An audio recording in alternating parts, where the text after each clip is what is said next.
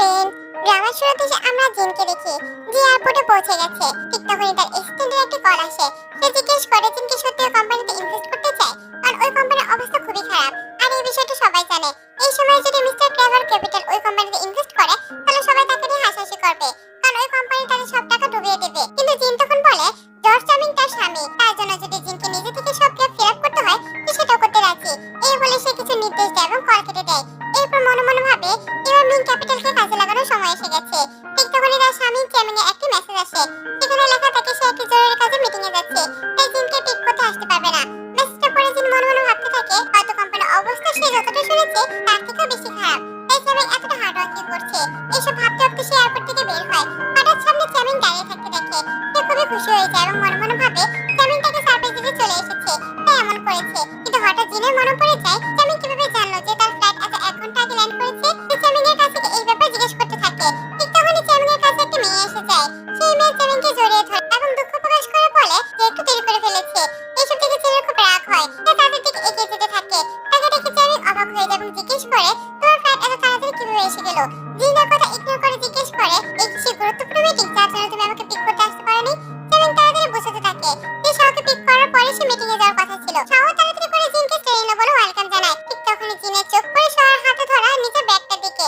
সে দুজনকে প্রশ্ন করে জিনের ব্যাগ শাওর কাছে কিভাবে এলো। চ্যামিং কোনো উত্তর দেয় না এবং বলে শাও আমার নতুন সেক্রেটারি। তবে সে এটাকে একেবারে নিজের বোনের মতো মনে করে। গত 2 মাসে শাও কোম্পানি খুব ভালোভাবে সামলেছে। এইসব কথা জিন একদম ইন্টারেস্ট দেখায় না। সে আবার জিজ্ঞেস করে তার ব্যাগ শাওর কাছে কিভাবে এলো। তবে শাও তাড়াতাড়ি বলে এই ব্যাগটা চ্যামিং এ তাকে কিনে দিয়েছে, আর এই ব্যাগটা পুরো দুনিয়া এক পিসে আছে। এটা শুনে জিন আরো বেশি রেগে যায়। সে শাওর হাত থেকে নিজের ব্যাগটা টেনে নেয় আর পার্স খুলে ভিতরে সব জিনিস নিচে ফেলে দেয়। এরপর শাওকে বলে এই জিনিসগুলো যদি তার নিচে দরকার না হয়ে থাকে তবে শাও এগুলো নিতে পারে না। ব্যাগ ছুঁড়ে ফেলে দিয়ে জিন নিজে গাড়িতে উঠে বসে। চ্যামিংকে তার সাথে গিয়ে বসতে হয়। যখন শাও ব্যাক সিটে বসতে যাচ্ছিল, ঠিক তখনই জিন গাড়ির দরজা লক করে দেয় এবং চ্যামিংকে গাড়ি চালাতে বলে। শাও আয়নার কাছে এসে ডাকাডাকি করতে থাকে। সে এখনো গাড়িতে ওঠেনি, কিন্তু জিন চ্যামিংকে ড্রাইভ করতে বলে। চ্যামিং জিজ্ঞেস করে এটা কি বেশি হয়ে যাচ্ছে না, কিন্তু জিন কোনো উত্তর দেয় না। তাই চ্যামিংকে বাধ্য হয়ে গাড়ি চালাতে হয়। পথে চ্যামিং জিনকে বলে সে কিভাবে শাওর সাথে এমন আচরণ করতে পারে। তারা দুজনে প্রথমবার দেখা করেছে। শাও কত ভালো এবং ভদ্রভাবে কথা বলছে, অথচ জিন তুমি তার উপর এত রাগ দেখিয়েছো। জিন বলে আমি রাগ করেছি তার অবশ্যই কারণ আছে। তুমি কেন আমাকে বলোনি যে তুমি মিটিং এ নয় বরং শাওকে পিক করতে যাচ্ছিলে, এবং আমার জিনিস তার কাছে কিভাবে এলো। তখন চ্যামিং বলে জিন তো তাকে আগে জানিয়েনি যে তার ফ্লাইট 1 ঘন্টা আগে এসে গেছে, নাহলে আমি অবশ্যই তোমাকে পিক করতে আসতাম। আর শাওকে পিক করার পরে মিটিং এ যাওয়ার কথা ছিল। শাও খুব ইন্টেলিজেন্ট আর সিম্পল মেয়ে। এতে জিন খুব রেগে যায় এবং বলে হ্যাঁ ও খুবই সিম্পল বলেই তো ঘরে মাস্টারমাইন্ড হয়ে গেছে, আর এই জন্য এখন আমার সব জিনিস সে ব্যবহার করছে। এই কথা শুনে চ্যামিং গাড়ি থামিয়ে এবং জিনকে বোঝাতে শুরু করে যে তার কাছে কোনো উপায় নেই। শাওর ভাই মিশেল ভেঞ্চার ক্যাপিটালে কাজ করে, আর শাও ভাইয়ের সঙ্গে মিলে চ্যামিং ইনভেস্টে পেতে সাহায্য করেছে। শুধু এই কারণে চ্যামিং শাওকে ভালোভাবে ট্রিট করছে। এই প্রজেক্টের জন্য শাও খুবই গুরুত্বপূর্ণ, তাই জিনের থেকে ভালো না লাগলেও এই মুহূর্তে সে তাকে বের করে দিতে পারবে না। চ্যামিং প্রতিশ্রুতি দেয় এমনটা আর কখনোই হবে না। এরপর সে জিনকে জানায় যে জিন ফিরে এসেছে শুনে গ্র্যান্ডমা আর গ্র্যান্ডপা অনেক বেশি খুশি হয়েছেন, কিন্তু জিনের মুড এখনো খারাপ ছিল।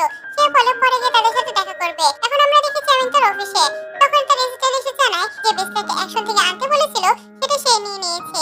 চ্যামিং ব্রেসলেটটা দেখে জিজ্ঞেস করে সে কি নিশ্চিত যে এটা জিনের মারা ব্রেসলেট। অ্যাসিস্ট্যান্ট জানায় হ্যাঁ এটাই সে ব্রেসলেট যেটা হসপিটালে চুরি করে বিক্রি করে দিয়েছিল। অন্যদিকে জিনের গ্র্যান্ডপা এবং গ্র্যান্ডমার সাথে দেখা করতে যায়। তাকে দেখে গ্র্যান্ডপা খুবই খুশি হয়। জিন তাদের পাশে বসে গল্প করতে থাকে। তখন গ্র্যান্ডপা বলে গ্র্যান্ডপা জিনকে খুব বেশি মিস করতেন, সারাদিন শুধু জিনের কথা মনে পড়তেন। গ্র্যান্ডপা জিনকে বলে এখন থেকে তাকে ছেড়ে কোথাও যাওয়ার দরকার নেই, কারণ চাও ফ্যামিলি তাকে দরকার, আর চ্যামিং এখন তাকে দরকার। সে তাকে ছাড়া থাকতে পারবে না। এই সকল কথা শুনে জিন বলে সে আর কোথাও যাচ্ছে না। মনে মনে সে ঠিক করে ফেলে চ্যামিংকে সে আরেকটা সুযোগ দেবে। যদি সে এবার নিজে ভালো পথে ফিরে আসে তাহলে আমি তার কোম্পানিতে ইনভেস্ট করতে রাজি আছি। অন্যদিকে চ্যামিং তখন ব্রেসলেটটা দেখছিল। ঠিক তখন শাও একটা গাছ নিয়ে সেখানে আসে। গাছটা দেখে সে চলে যেতে যাচ্ছিল, এমন সময় তার চোখ চ্যামিং এর হাতে থাকা ব্রেসলেটের উপর পড়ে। সে জিজ্ঞেস করে এই ব্রেসলেটটা কি জিনের জন্য। চ্যামিং হ্যাঁ বলে শাও ব্রেসলেটটা হাতে নিয়ে দেখতে থাকে। তারপর অভিনয় করে বলে জিন খুবই লাকি চ্যামিং থেকে এত ভালোবাসে, শাওয়ের মতো আমার কিছু নেই। শাওয়ের কথা শুনে চ্যামিং বলে তার সেটেল হওয়ার দরকার নেই, যদি ব্রেসলেটটা তার ভালো লাগে তাহলে সে এটা রাখতে পারে। এটা শুনে সে অনেক বেশি খুশি হয়ে যায়। সে আবার কনফার্ম করে চ্যামিংকে বলে আগেরবার যা কিছু হয়েছিল এটার জন্য ব্রেসলেটটা সে কম্প্রোমাইজ হিসেবে ধরুক। শাও খুশিতে তাকে জড়িয়ে ধরে। পরের সিনে দেখা যায় শাও চেরি নিয়ে অফিসের দিকে যাচ্ছে। তখন এক মেয়ে এসে চেরিগুলো দেখতে চায়। শাও তাড়াতাড়ি পিছিয়ে গিয়ে বলে সে কি জানে চেরিগুলো কতটা দামি, তার পুরো স্যালারি এগুলো কেনার জন্য যথেষ্ট নয়, তাই দূরে থাকো। এই বলে সে জিনের অফিসে ঢুকে যায় এবং তাকে চেরি খেতে দেয়। চ্যামিং বলে চেরিগুলো খুব ভালো, কিন্তু নিশ্চয়ই খুব দামি, এতে তার পুরো স্যালারি নিশ্চয়ই খরচ হয়ে গেছে। কিন্তু শাও বলে চ্যামিং যদি ভালো লাগে তাহলে তার আর কিছু করার দরকার নেই। কিন্তু ওই জিন সেখানে সেখানে এসে যায়। শাওন যখন চেমিনকে চেরি খাওয়াচ্ছিল সেটা দেখে জিন আর হাতে থেকে ইনভেস্টমেন্ট ফাইলটা পিছনে লুকিয়ে ফেলে। জিনকে দেখে চেমিন শাওকে সেখান থেকে চলে যেতে বলে এবং কাজে ব্যস্ত থাকার অভিনয় করতে থাকে। জিন তার কাছে এসে চেরিগুলো দিকে তাকিয়ে চেমিনকে বলে সে কবে থেকে চেরি খাওয়া শুরু করেছে, সে তো চেরি একদম পছন্দ করতো না। চেমিন তখন অজুহাত দেয় শহরে এক বন্ধু পাঠিয়েছে, চেরিগুলো খুবই ভালো, জিনকে ট্রাই করা উচিত। সে জিনকে খেতে দেয় কিন্তু জিন চেরিগুলো হাতে নিয়ে ডাস্টবিনে ফেলে দেয়। এটা দেখে চেমিন তাকে জিজ্ঞেস করে সে কি পাগল হয়ে গেছে কিনা। জিন প্রশ্ন করতে শুরু করে সহকারে নিজের হাতে তাকে খাওয়াচ্ছিল। চেমিন বলে সে আবার শুরু করেছে। চেমিনের কাছে এসব এক্সপ্লেন করার কোনো সময় নেই কারণ তাকে তো ইম্পর্টেন্ট মিটিংয়ে যেতে হবে। এই বলে সে সেখান থেকে চলে যায়। এরপর জিন তার স্ত্রীকে কল করে বলে সে যেন পুরো অফিসের জন্য তার সাথে থাকা চেরিগুলো অর্ডার করে দেয়। অ্যাসিস্ট্যান্ট ওকে বলে। তারপর জিজ্ঞেস করে চেমিন যে গিফটটা দিয়েছে সেটা কি তার পছন্দ হয়েছে। এই কথায় জিন অবাক হয়ে যায় এবং জিজ্ঞেস করে কোন গিফটের কথা বলছে। তখন অ্যাসিস্ট্যান্ট জানায় চেমিন নিলাম থেকে স্পেশাল জিনের জন্য তার মায়ের ব্রেসলেটটা কিনেছে। এটা শুনে জিন অনেক বেশি খুশি হয়ে যায়। অথচ চেমিন জানে সে কোন জিনিসটা কেয়ার করে। এসব ভাবতে ভাবতে জিন যখন অফিস থেকে বের হয় তখন দেখে সবার সামনে বসে নিজের কলিগদের ব্রেসলেটটা দেখে গর্ব করছে। সে বলছে এই ব্রেসলেটটা চেমিন নিজে আমাকে গিফট করেছে। সে খুবই হার্ড ওয়ার্ক করছে, ভবিষ্যতে ওরা আরো হার্ড ওয়ার্ক করবে, তাহলে তাই আরো গিফট পেতে পারে।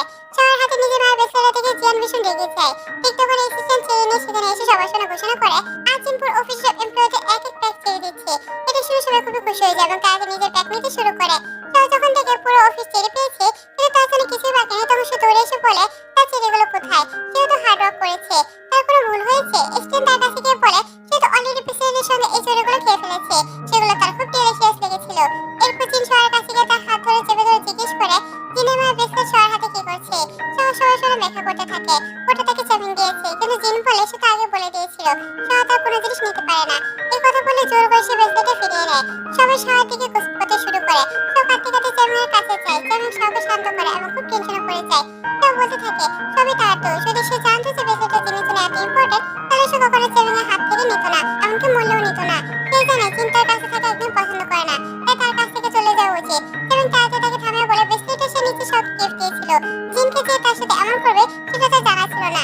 এই বলে চেমিন জিনের সাথে কথা বলতে যেতে চায় কিন্তু কিছুক্ষণ পরে জিন নিজে সেখানে এসে যায় এবং চেমিনকে জিজ্ঞেস করে সে আসলে কি করতে চায়। চেমিন রেগে গিয়ে বলে সে শাওকে শুধু নিজের বোনের মধ্যে ভাবে, তাদের মধ্যে কোনো রিলেশনশিপ নেই যেমনটা জিন ভাবছে। জিন বলে কি দারুণ বোন যে অফিসে দাঁড়িয়ে এত ভালোবাসা নিয়ে নিজের হাতে তোমাকে চেরি খাওয়াচ্ছিল। সে জিনের জিনিসপত্র পরে আর এখন তার মায়ের জিনিসও ছিনিয়ে নিয়েছে। চেমিন বলে এসব কিছু তার গিফট, সে নিজে শাওকে দিয়েছিল। এটা শুনে জিন সামান্য টাকা ফুলদানটা নিচে ফেলে ভেঙে দেয়। তখন চেমিন রেগে গিয়ে বলে তুমি কি পাগল হয়ে গেছো নাকি, ফুলদানটা অনেক এক্সপেন্সিভ ছিল, এটা সে নিলাম থেকে কিনেছিল। জিন বলে সে চাইলে নিজের জন্য যে কাউকে গিফট করতে পারে, তাহলে শাও তো ওই টাস্ক পরিষ্কার করার জন্য রেডি। এইসব কথা শুনে শাও কাঁদার অভিনয় করে বলতে থাকে এই কারণে নাকি তাদের দুজনে ঝগড়া হচ্ছে, যদি তার চলে যাওয়ার পর সব ঠিক হয়ে যায় তাহলে সে চলে যাবে। এটাই বলে সে দৌড়ে সেখান থেকে বেরিয়ে যায়। চেমিন রাগে জিনকে বলে সে কি দেখেনি শাও এখনো তাদের দুজনের কথাই ভাবছে। সে আগে বলেছিল শাওয়ের সাহায্যে সে ইনভেস্টমেন্ট সিকিউর করতে পারবে। এটা বলে সে শাওয়ের পিছনে যেতে চায় কিন্তু জিন তাকে থামিয়ে বলে ইনভেস্টমেন্ট সিকিউর করার জন্য তার কাছে একটা আইডিয়া আছে, তবে আজ যদি চেমিন শাওয়ের পেছনে যায় তাহলে তাদের রিলেশনশিপ এখানেই শেষ হয়ে যাবে। চেমিন জিনের কথা বিশ্বাস করে না। জিন থামানোর পরও শাও তার পেছনে চলে যায়। এরপর দেখা যায় জিন বাড়িতে আছে। সে শাওয়ের একটা পোস্ট দেখে যেখানে শাও এবং তার চেমিনের ছবি আপলোড করেছে। চেমিন সেখানে ভীষণ ড্রাগ দেখাচ্ছিল। শাও লিখছে রুথলেস মানুষরা যখন ড্রাগ হয় তখন তাদের খুব কিউট লাগে। জিন এগুলো সব দেখছিল। ঠিক তখনই শাও চেমিনকে নিয়ে সেখানে এসে হাজির হয়। চেমিন খুব বেশি নেশায় ছিল। শাও বলে সে একটু বেশি ড্রিঙ্ক করে ফেলেছে, তাই জিনকে তার ভালোভাবে খেয়াল রাখতে হবে। জিন উঠে শাওর কাছে যায়। যে তখন চেমিনকে ধরে দাঁড়িয়েছিল। জিন চেমিনকে তার কাছ থেকে আলাদা করে শাওকে সাইডে ধাক্কা দেয়। শাও জিজ্ঞেস করে সে কি পাগল হয়ে গেছে। জিন বলে তার চাকরির মধ্যে কি ডেলিভারি সার্ভিসে পড়ে, যদি তাই হয় তাহলে তার সার্ভিসও খুব ভালো ছিল কিন্তু কাজ শেষ হয়ে গেছে, এখন সে চলে যেতে পারে। এই কথা বলে জিন চেমিনের ফুট নিয়ে নেয়। শাওর আগে সেখান থেকে চলে যায়। এরপর জিন পানি ছিটিয়ে চেমিনকে হুঁশ আনে। চেমিন রেগে জিজ্ঞেস করে সে কি পাগল হয়ে গেছে। তারপর উঠে নিজের রুমে যেতে যেতে বলে সে রেস্ট নিতে যাচ্ছে, তাই জিন যেন তাকে ডিস্টার্ব না করে। পরের দিন জিন অফিসে যায়। শাওকে দেখে সে বলে সে যেন রিজাইন করে এখান থেকে চলে যায়, কারণ জিনের কোম্পানির মধ্যে তার মেয়ের কোনো দরকার নেই। সে জানে না কেন জিন আর চেমিন তার সম্পর্কে ভুল বুঝছে, আসলে তাদের মধ্যে কিছুই নেই। ঠিক তখনই শাওর নজর পড়ে চেমিনের দিকে যে অফিস থেকে বেরিয়ে আসছিল। সঙ্গে সঙ্গে শাও এমন অভিনয় করতে শুরু করে যেন জিন তাকে বুলি করছে। চেমিন তাকে দিয়ে শাও নিচে পড়ে যায়, অভিনয় করে এবং দেখায় যেন জিন তাকে ধাক্কা দিয়েছে। এটা দেখে চেমিন দৌড়ে এসে জিনকে ধাক্কা দিয়ে শাওকে তুলে ধরে। পড়ে যাওয়ার সময় জিনের মায়ের ব্রেসলেট ভেঙে যায় আর জিন ভীষণ কষ্ট পেয়ে যায়। কিন্তু চেমিনের এতে কোনো মাথা ব্যথাই হয় না, বরং সে জিনের উপরে রাগ করে কেন সে বারবার শাওকে টার্গেট করছে। জিন উঠে চেমিনকে একটা চড় মারে এবং সেখান থেকে চলে যেতে থাকে। চেমিন তাকে ডাকলেও জিনের মাথা ঘুরতে থাকে। এরপর দেখা যায় জিন হাসপাতালে, তার পাশে অ্যাসিস্ট্যান্ট দাঁড়িয়ে আছে। ডাক্তার জিনকে জানায় হঠাৎ পড়ে যায় ইমোশনাল চেঞ্জের কারণে এটিকেট মিসক্যারেজে ঝুঁকি আছে।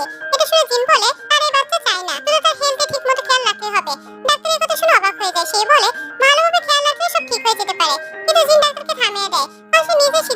ফেলেছে।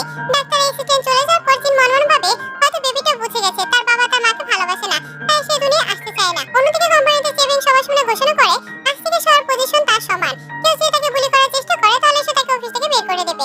এই কথা বলে সে শাওকে নিয়ে সঙ্গে করে অফিস থেকে চলে যায়। শাও আবার কাজের অভিনয় করতে শুরু করে আর চেভিং তাকে শান্ত করতে থাকে। চেভিং শাওর কাছে ক্ষমা চায় তার প্রতি অন্যায় হয়েছে বলে।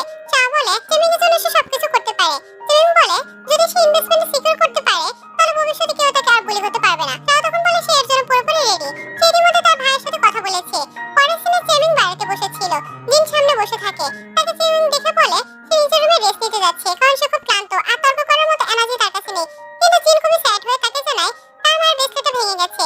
চেভিং বলে শুধু এর একটা ব্রেসলেট ছিল, ভেঙে গেলে কাদার কি আছে। তারপর চলে যাওয়ার আগে বলে একবার সে ইনভেস্টমেন্ট সিকিউর করে নে, তারপর সে জিনের সবকিছু কিনে নেবে। তার চলে যাওয়ার পর জিন মনে মনে ভাবে যেদিন থেকে শাওকে চয়েস করেছে সেদিন থেকে সে সবকিছু নষ্ট করে ফেলেছে। কিছুক্ষণ পর জিনের কাছে আঙ্কেলের কল আসে।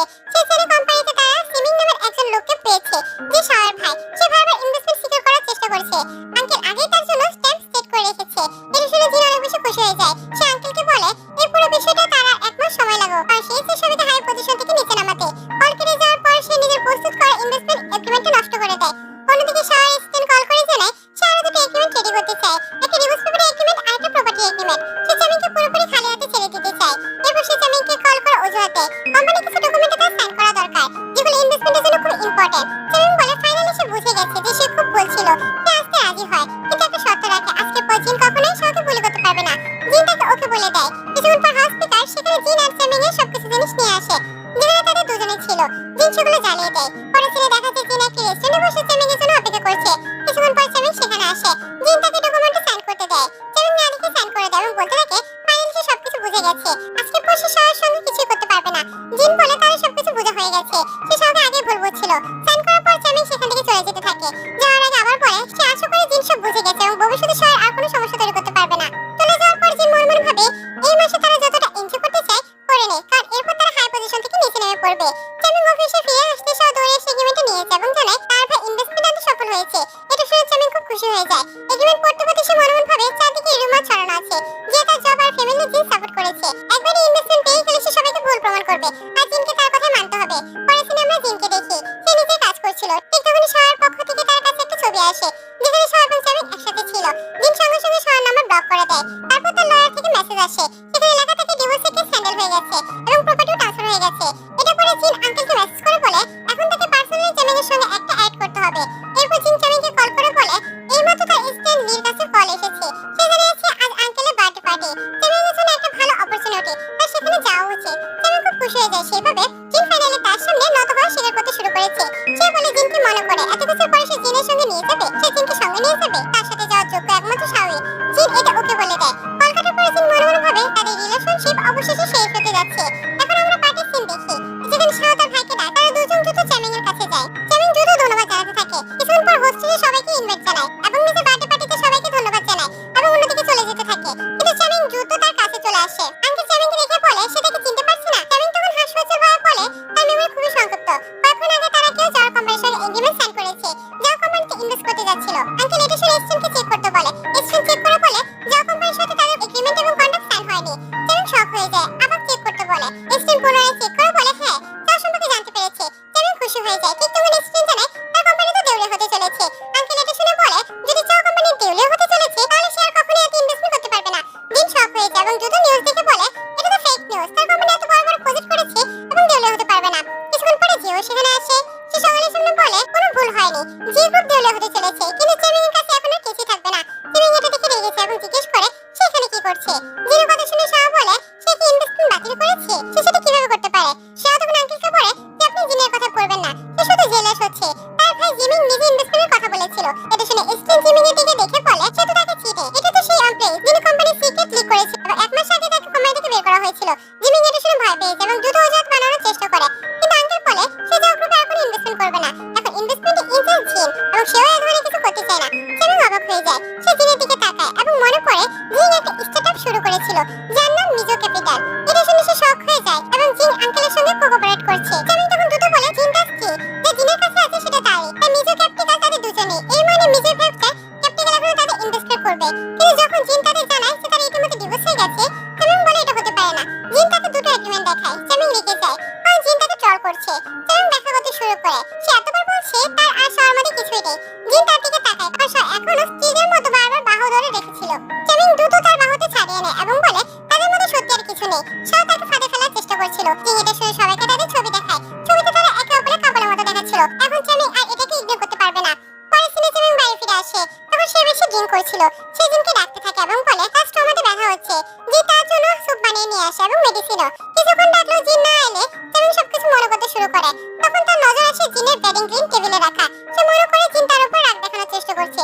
চ্যামিং নিজে মেডিসিন নিতে চায়, কিন্তু তার মেডিসিন শেষ হয়ে গেছে।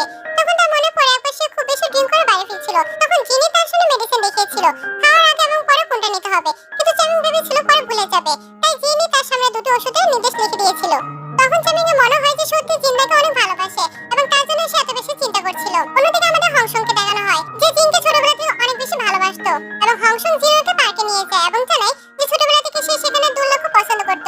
জিন তখন অবাক হয়ে জিজ্ঞেস করে তুমি কিভাবে জানলে? হংসং বলে যখন তুমি সেখানে আসতে আমি দূর থেকে দাঁড়িয়ে তোমাকে দেখতাম। পরে সে জিনকে একটি দোলনার কাছে নিয়ে যায় এবং বলে জিন সবসময় তার বাবার কাছে সেই দোলনার বাসায় জিত করত।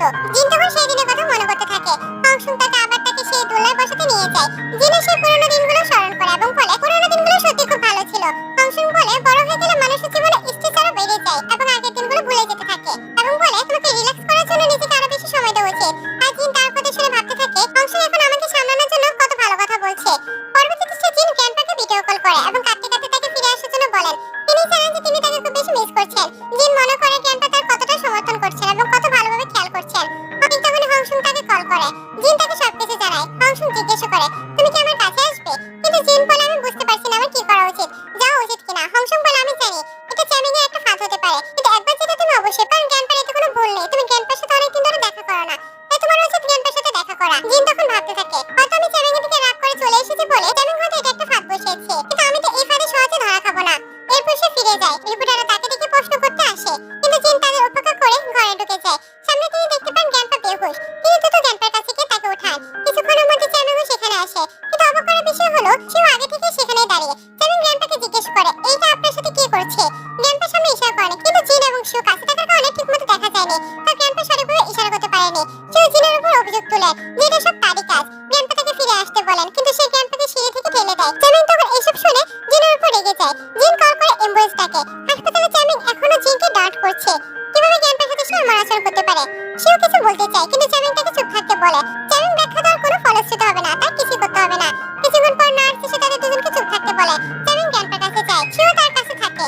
সেও চেষ্টা করে জিনের বিরুদ্ধে চ্যামিংকে প্রভাবিত করতে, কিন্তু চ্যামিং তাকে চুপ করে থাকতে বলেন। তারপর ডাক্তার এসে জানায় সার্জারির সময় গ্র্যান্ডপার হাত থেকে একটি বাটন পাওয়া গেছে। চ্যামিং তখন তা দেখে। সেও তখন ভয় পেয়ে যায়। সেও তখন ভয় পেয়ে বলে যে এটা তো জিনের ড্রেসে। নতুন অ্যাসিস্ট্যান্ট আসে এবং নিশ্চিত করে যে বাটন সত্যি জিনের ড্রেসের। জিন আসার সাথে সাথে তারা ব্যাখ্যা চাইতে শুরু করে। সেও তাকে ব্ল্যাকমেল করতে থাকে। জিন বলে তোমার অভিনয় খুবই খারাপ, তুমি ভালো করে অভিনয়টা করতে পারো না। পুলিশে এসে উপস্থিত হয়। জিন সকলকে বাস্তব প্রমাণ দেখাতে চায়। সে ভিডিও দেখায় এবং সেগুলো রিকভার করে। এতে দেখা যায় সেও নিজে তার রুমে ঢুকে জিনের জিনিসগুলো ব্যবহার করছে। তখন গ্র্যান্ডপা আসে এবং সেও তাকে সিঁড়ি থেকে ঠেলে দেয়। তিনি জানায় কিছুক্ষণ আগে তার গ্রাফ থেকে জিনিসপত্র গায়েব হয়েছিল। সে ঘরে সিসিটিভি বসে এবং পুলিশকে জানিয়েছিল সব ট্র্যাক করেছিল। ভিডিওতে চ্যামিং এবং শিউ এর কিছুক্ষণ প্রতারণা ভিডিও ধরা পড়ে। চ্যামিং আফসোসে ভুগছে আর পুলিশ শিউকে নিয়ে যায়। চ্যামিং তার বিবৃতি রেকর্ড করায়। বাইরে এসে জিনকে দেখে সে কাছে যাওয়ার চেষ্টা করে, কিন্তু হ্যামসং চ্যামিংকে আটকান এবং জিন নিজের কাছে নিয়ে যান। হাসপাতালে ডাক্তার এসে জানায় যে ক্যান্সার সার্জারি সফল হয়েছে, তবে হয়তো আর কখনো তিনি পুরোপুরি সুস্থ হবেন না। অন্যদিকে চ্যামিং তার বোনের খবর পেয়ে রেগে যায় এবং প্রতিশোধ নেওয়ার পরিকল্পনা করে। সে চ্যামিং এবং জিনকে একটা মেল পাঠায়। চ্যামিং একটা মেল পায়, সেখানে লেখা থাকে যে তার কোম্পানিতে আগ্রহ এবং তা অগ্রাধিকার করতে চায়। চ্যামিং গ্র্যান্ডপাকে বলে যদি দাম ভালো হয় তবে আমাদের কোম্পানি নিলামে যাবে না। স্টেন জিনকে ইমেল সম্পর্কে জানায়। জিন তা অদ্ভুত মনে করে। চ্যামিং মিটিং এর জন্য বের হয়, কিন্তু সেখানে কেউ নয়। তখন চ্যামিং তার জন্য গুন্ডাদের সঙ্গে নিয়ে আসে। চ্যামিং পালানোর চেষ্টা করে, কিন্তু চ্যামিং তাকে ধরে নিয়েছে এবং মারতে চায়। সেই সময় জিন পুলিশ এসে উপস্থিত হয়। ফ্ল্যাশব্যাকে দেখা যায় হংসং ইমেল পরে চ্যামিং এর ফাঁদ বুঝে গিয়েছিল এবং লোকেশন ট্র্যাক করে শনাক্ত করেছিল যে এটা একটি স্ক্যাম। জিন তখন পুলিশকে আগে জানিয়ে রেখেছিল। ফ্ল্যাশব্যাক শেষ হয়, পুলিশ চ্যামিংকে ধরে নিয়ে যায়। চ্যামিং তখন জিনকে বলে তার সন্তানের মৃত্যু শুধু চ্যামিং এর ধাক্কা দেওয়ার কারণে হয়নি, সে তার অফিসে একটা পারফর্ম রেখেছিল। জিন এই কথায় খুবই আঘাতপ্রাপ্ত হয়। পুলিশ চ্যামিং এর তদন্ত করছে এবং জানতে পারে জিনি তাকে বাঁচাতে এসেছে। তখন চ্যামিং উপলব্ধি করে যে জিন এখনো তাকে ভালোবাসে।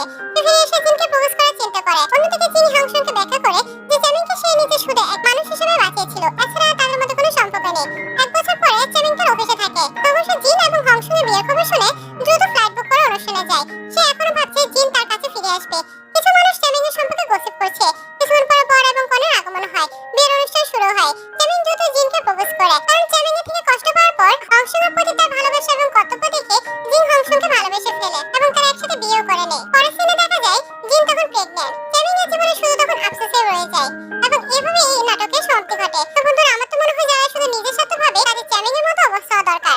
আজকের এই গল্পটা তোমাদের কেমন লেগেছে অবশ্যই কমেন্ট করে জানাবে এবং আমরা আশা করব আজকে থেকে প্রতিদিন ভিডিও দেওয়ার। যারা চ্যানেল নতুন আছে তোমরা কিন্তু চ্যানেলটা সাবস্ক্রাইব